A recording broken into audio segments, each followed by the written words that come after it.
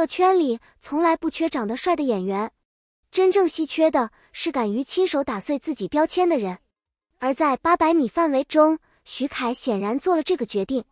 过去很多观众提到徐凯，第一反应往往是古装、少年感、温柔、深情，甚至是适合偶像剧的代名词。可这一次，他没有继续停留在最安全、最容易圈粉的路线，而是主动选择了一个极具争议感的人物陈辉。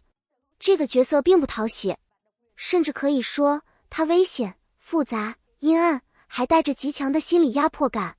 但也正因为如此，800米范围里的陈辉才真正让观众看见了徐凯作为演员的另一面。他不再只是依靠外形完成角色，而是开始用眼神、停顿、情绪层次去塑造人物。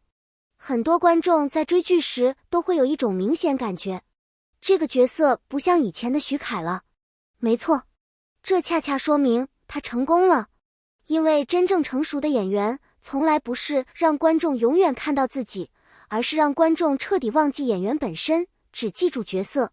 而陈辉就是徐凯迈向更高阶段的重要一步。很多反派角色之所以失败，是因为演得太表面，大喊大叫、歇斯底里、故作疯狂。这种演法或许能制造冲击，却无法真正让人害怕。可陈辉不一样，他最令人不寒而栗的地方在于他的安静。他会微笑，会温柔说话，会冷静地观察别人。但也正是这种平静，让观众感受到一种更深层的危险。因为真正高智商的人从不靠情绪控制别人，而是靠心理操控。徐凯这次明显下了很大功夫，尤其是人物情绪递进的处理，远比过去成熟。前期的陈辉是一个孝顺儿子，也是滑冰场老板，他待人温和，甚至带着几分疲惫与隐忍。可随着剧情推进，观众会慢慢发现，他所有的正常似乎都只是伪装。他开始掌控局面，开始诱导别人，甚至利用人性的弱点达到目的。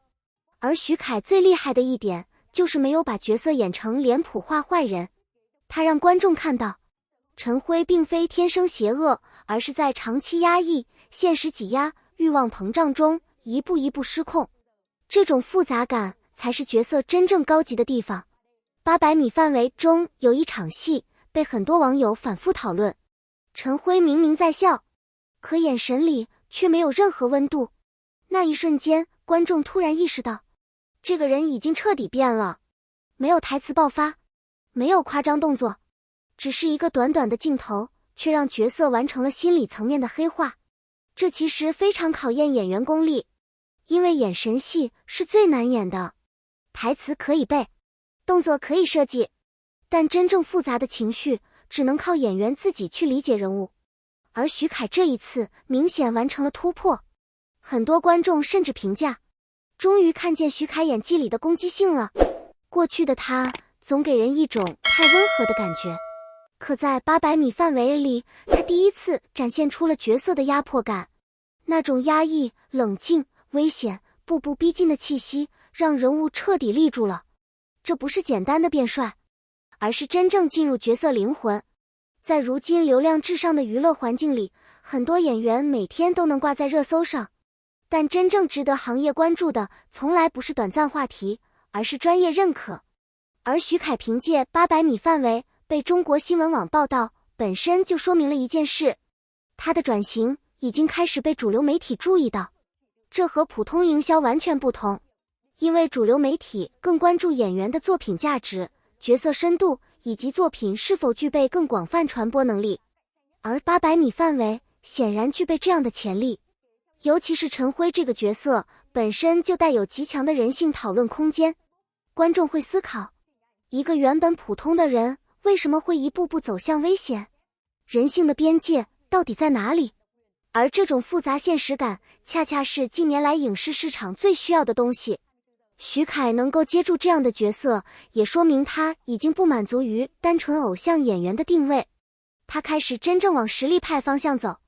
很多演员一旦红了，就容易陷入固定模式，因为安全，因为容易成功，因为粉丝喜欢。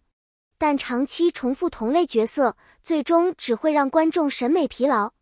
而徐凯这次最值得肯定的地方，就是他愿意冒险。陈辉这个角色其实非常容易翻车，演轻了，观众觉得没层次；演重了，又容易显得油腻夸张。尤其是心理操控型角色，非常考验节奏控制。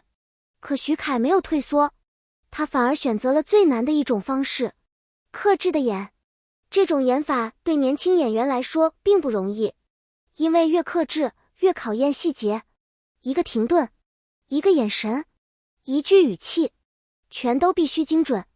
而从目前观众反馈来看，他确实交出了一份超出预期的答卷。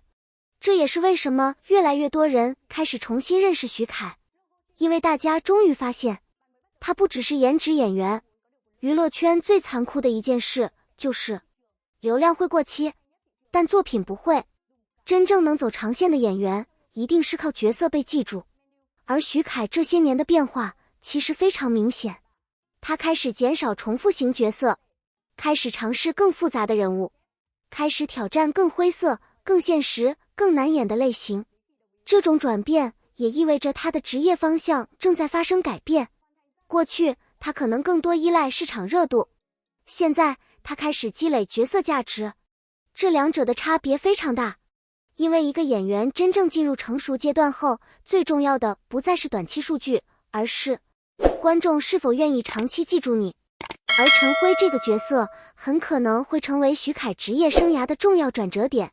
很多人其实忽略了一件事，徐凯在海外市场的影响力非常强，尤其是在亚洲地区，他本身就拥有稳定观众群。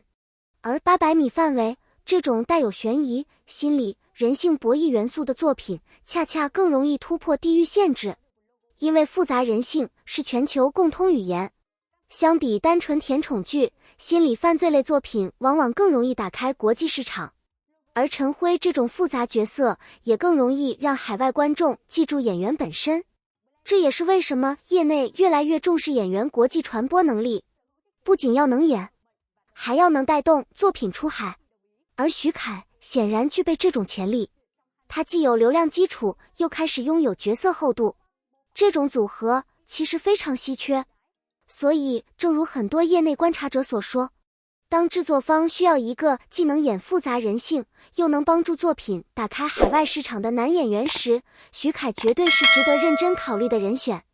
最可怕的演员不是已经成功的人，而是明明已经拥有名气却依旧不满足的人。800米范围里的徐凯让很多观众第一次意识到，他还远远没有到上限，因为他开始敢于挑战，开始敢于冒险，开始敢于让角色变得不讨喜。而这恰恰是优秀演员最重要的成长阶段。